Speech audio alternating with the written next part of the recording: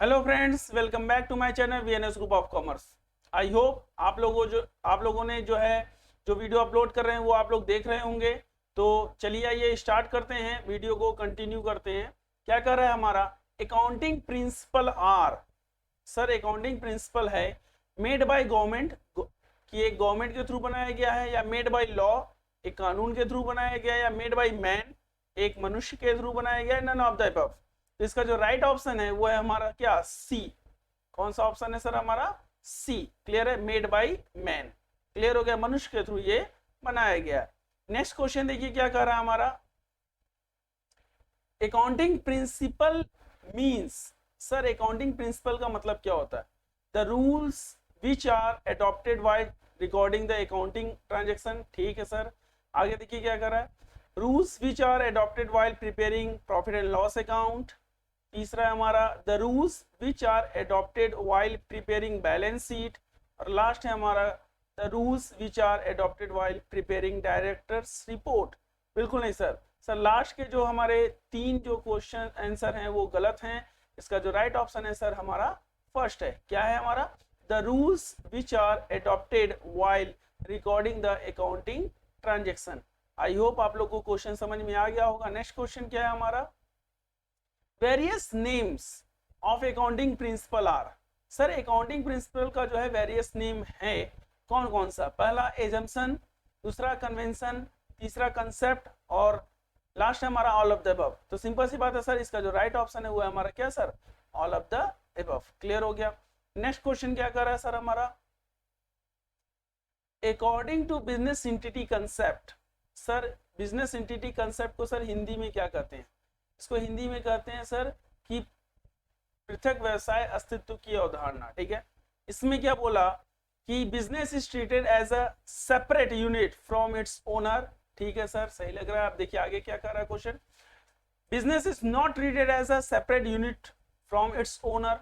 ठीक, तीसरा है हमारा personal transaction of owner are not distinguished from business transaction. ठीक, नन ऑफ द अबव। तो सर सिंपल सी बात है sir, none of the above तो है नहीं, क्योंकि इसमें से सर एक ऑप्शन सही है। फिर तीसरा क्या करा है सर, पर्सनल ट्रांजैक्शन और जो बिजनेस ट्रांजैक्शन में है उसमें कोई डिफरेंस नहीं किया जाता, बिल्कुल नहीं डिफरेंस किया जाता है। पर्सनल ट्रांजैक्शन का जो भी रिकॉर्ड उसको भी किया जाता है एज अ ड्राइंग के रूप में, आपको पता होना चाहिए।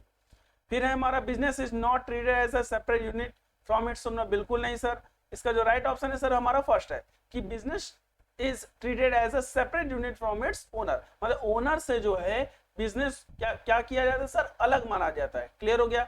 यही कारण है कि जब कोई ओनर बिजनेस में कैपिटल को इन्वेस्ट करता है तो वो बिजनेस के लिए क्या रहता है, लायबिलिटी रहता है। क्लियर हो गया। और जब लायबिलिटी रहता है तो इस केस में अगर वो विथड्रॉ करता है तो वो कैपिटल में से मतलब अपनी लायबिलिटी को कम होता है। ठीक है, कम करता है कौन सर, बिजनेस। मतलब क्या सर, ये दोनों जो है अलग अलग जो है क्या है की एंटिटी है। क्लियर हो गया। नेक्स्ट क्वेश्चन क्या कर रहा है सर हमारा, according to money measurement concept only those transaction are recorded in account. Sir मुद्रा माप की अवधारणा के अनुसार, मनी मेजरमेंट कंसेप्ट के according only those transaction are recorded in accounting. Accounting में उन्हीं को ही रिकॉर्ड किया जाता है, उन्हीं सौदों को रिकॉर्ड किया जाता है, उन्हीं ट्रांजैक्शनों को रिकॉर्ड किया जाता है। क्या, which are capable of being express in terms of money. ठीक है सर। दूसरा क्या बोला, which can not be express in terms of money. ठीक। तीसरा है हमारा both of the above transaction. बिल्कुल नहीं सर। और सर नन का तो सर कोई प्रश्न ही नहीं उठता। ठीक है, तो यहाँ पे क्या बोला कि सर सेकंड भी नहीं है। राइट ऑप्शन जो है हमारा फर्स्ट है कि मनी मेजरमेंट कंसेप्ट में क्या होगा कि कोई भी ट्रांजैक्शन जो मनी के टर्म में एक्सप्रेस करे उसी को ही जो है इसमें जो है लिखा जाता है। क्लियर हो गया। नेक्स्ट क्वेश्चन क्या कर रहा है सर हमारा, as per going concern concept business will continue to exit. मतलब क्या कि ये जो है गोइंग कंसर्न कंसेप्ट का मतलब क्या, चालू व्यवसाय की अवधारणा, मतलब क्या कि चलता रहेगा। तो सर ये बिजनेस कब तक चलेगा, फॉर अ लिमिटेड पीरियड, क्या एक निश्चित समय के लिए रहेगा, 10 ईयर्स, क्या सर 10 साल के लिए रहेगा, फिर है हमारा 25 ईयर्स, क्या 25 साल के लिए रहेगा, या for a long period in the future. तो आपको पता होगा सर, कोई भी बिजनेस का जो है अगर हम इस्टेब्लिशमेंट करते हैं तो हम ये सोच के नहीं करते हैं कि 10 साल बाद या 5 साल बाद वो बंद हो जाएगा। हम ये सोचते हैं कि हमारा बिजनेस जो है कंटिन्यू चलता रहेगा। क्लियर हो गया? तो ये जो कंसेप्ट हमको यही बताता है कि for a long period in the future में जो है लॉन्ग पीरियड तक जो है हमारा ये बिजनेस चलेगा। क्लियर हो गया? नेक्स्ट क्वेश्चन क्या कर रहा है सर हमारा, देखिए, as per income tax act accounting period is, sir income tax act के अकॉर्डिंग जो है लेखांकन का जो पीरियड है, अवधि है, वो क्या है sir? From 1 January to 31 December, from 1 April to 31 March, from 1 July to 31 June, sorry 30 June, और लास्ट है फ्रॉम दिवाली टू दिवाली। तो सिंपल सी बात है सर, लास्ट का जो है हमारा 2 जो है गलत है सर, इधर से पहला भी गलत है क्योंकि ये कैलेंडर ईयर है। इसका जो राइट आंसर है वो है हमारा क्या सर, 1 अप्रैल से 31 मार्च। इसी को अकाउंटिंग पीरियड भी कहते हैं, इसी को फाइनेंशियल ईयर के भी नाम से जाना जाता है। क्लियर हो गया? नेक्स्ट क्वेश्चन क्या कर रहा है sir, as per cost concept के according an asset is recorded in the book. Sir asset का जो रिकॉर्ड किया जाता है बुक में कैसे होता है? एट मार्केट वैल्यू पे होता है, एट गोइंग कंसर्न वैल्यू पे होता है क्या? फिर बोला eight the price at which it was acquired, या एट लिक्विडेशन वैल्यू? बिल्कुल नहीं सर, लिक्विडेशन वैल्यू पे तो एकदम नहीं किया जाता, मार्केट वैल्यू पे भी नहीं किया जाता, एट गोइंग कंसर्न वैल्यू पे भी नहीं किया जाता। इसका जो राइट ऑप्शन हुआ है हमारा क्या, C, at the price at which it was acquired. जब उस असेस्ट को जो है एक्वायर जिस वैल्यू पे किया जाता है उसी पे ही जो है हम लोग क्या करते हैं कि असेस्ट को लिखते हैं। क्लियर हो गया? नेक्स्ट क्वेश्चन क्या कर रहा है सर हमारा, as per dual aspect concept के अकॉर्डिंग क्या होता है? Asset equal to liability minus capital है, या asset equal to liability capital minus liability, या asset equal to liability plus capital, या capital equal to asset minus asset plus liability. तो आपको बता दें इसका जो राइट ऑप्शन है वो है हमारा, पहला तो सर गलत है, बिल्कुल नहीं, दूसरा भी सर गलत है, बिल्कुल नहीं, और सर लास्ट वाला भी गलत है। इसका जो राइट ऑप्शन है वो सर सी है। क्या है सर?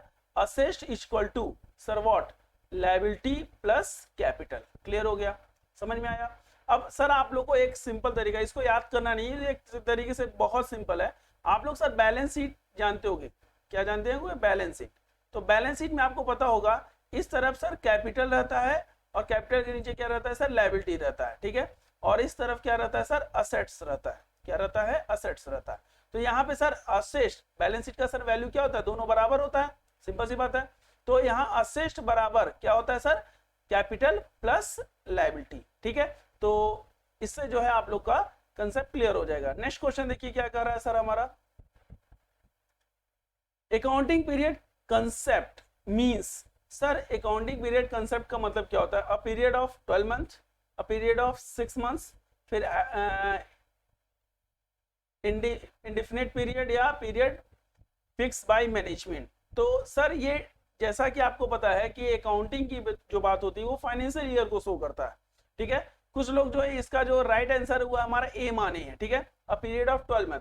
लेकिन मेरे अनुसार कहा जा सकता है कि मैनेजमेंट के थ्रू जो भी फिक्स किया गया हो, लाइक 3 मंथ्स हो सकता है, 6 मंथ्स हो सकता है। लेकिन आपको इससे पहले वाले क्वेश्चन में हमने डिस्कस किया था, इनकम टैक्स जो है वो आपका जो है कब से कब मानता है सर, 1 अप्रैल से लेकर के कितने सर, 31 मार्च तक।